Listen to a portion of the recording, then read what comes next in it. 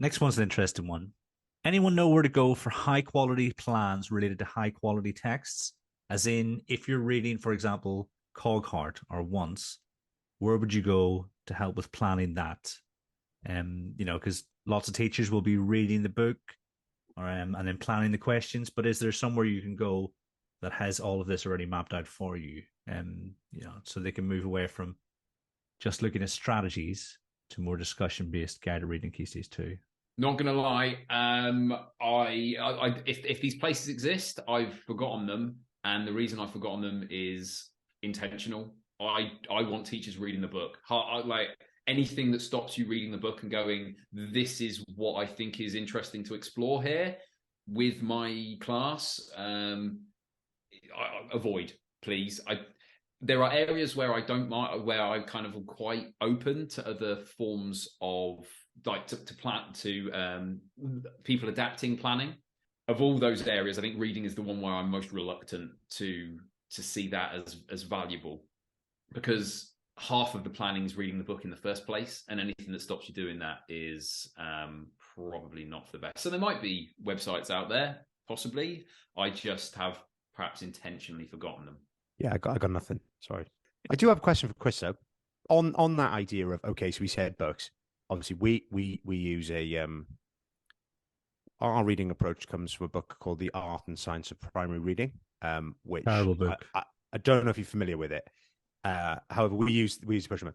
Obviously, one of the difficult challenges the schools face is the costs of photocopying and the costs of having sets of books. Yep. Now, one of the trivial things that we find a bit difficult when we do have the books, at least you're saying today about, is ruler tracking. Sometimes books are really hard for children to ruler track when they're in books. I'm just throwing some random stuff at you, Chris. See what your response is.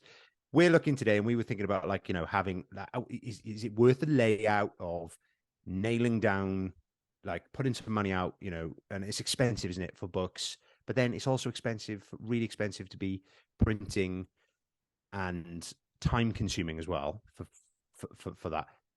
What's your thoughts on that? So when it comes to the actual kind of novels that you use in the class sets, yeah, they're expensive. Compared to a lot of stuff, they're not that expensive. Number of schools I've spoken to have said, "Oh, we haven't got money for books," and then you realise they've got 30 iPads. Right? Well, 30 iPads are pretty expensive. You could have bought books for every key stage quite comfortably. But first port of call, if in doubt, paperback rather than hardback, because you can open the front out, you can fold them across. Secondly, I know we tend to have the 30 centimeter rulers, but the half kind of 15 centimeter rulers are quite useful for that stuff. Or if in doubt, just go in, you know what? There doesn't need to be a ruler. It's the idea of tracking, finger down the middle of the page. So it's the idea of the person who is impaired reading, the person who's not reading, or in class reading when a teacher's reading and you want pupils to be following under the circumstances, you want that to happen. It can be a finger down the middle of the page. It can be a finger following. It doesn't have to be a ruler. It's just one way of going about things. So if you find that actually we're using a hardback book, don't want to fold it open, it isn't quite working in this way, finger down the middle of the page works just as well. Or the 15 centimeter rulers, because then you don't end up with that big bit of ruler sticking out the other side.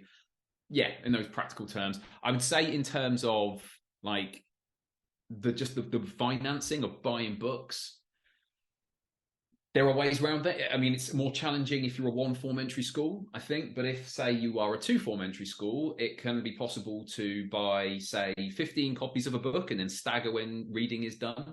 That can be a useful thing where if you've got one teaching assistant supporting a year group, who can then be in one class or the other class for when you're doing reading, for where you need extra support.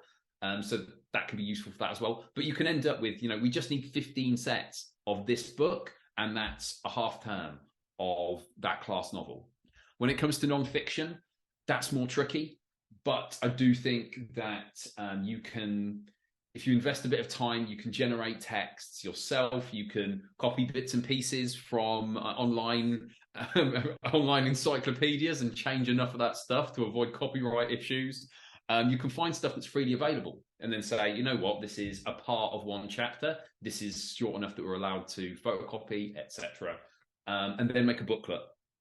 Because once you've made it, and yes, it might only last 3 or 4 years before you've got to photocopy the whole thing again. But if you can get your non-fiction texts for year 3 or year 4 or year 5 into a booklet and then it's kept, then it's ready for the next year. It goes in a fold and saving, like, you can also, dare I say, school photocopying is not cheap compared to sending it to somewhere else and saying, look, we've got this. You send it to an external company and say, look, we want this in a booklet, A4, front and back.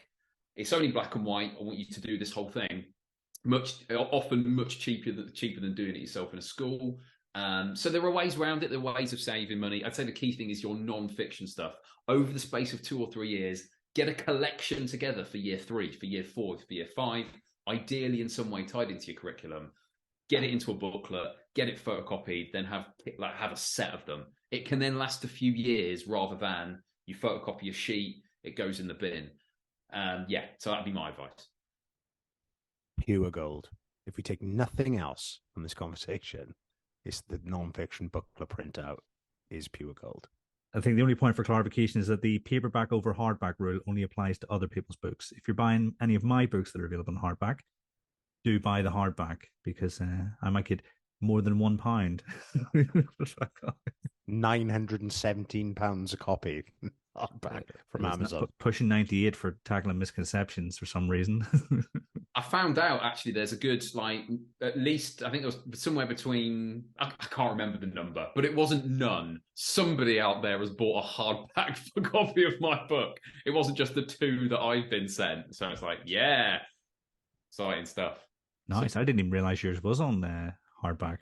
Yeah, it was originally it was £50, and that was the annoying thing. It was like you'd go onto Amazon, you just go in, and the first one that comes up is there. It's £50. It's like, no, don't have that one as the one that loads up, because people are not going to pay £50 for my book. But some people were quite keen on the old hardback. Nice. Sits proudly on my shelf. Mine was in your toilet the last time I checked, Lloyd. Don't know what that says. You don't even mean the room. You mean it's it's gone now. All the pages have been used. Jesus, Lloyd.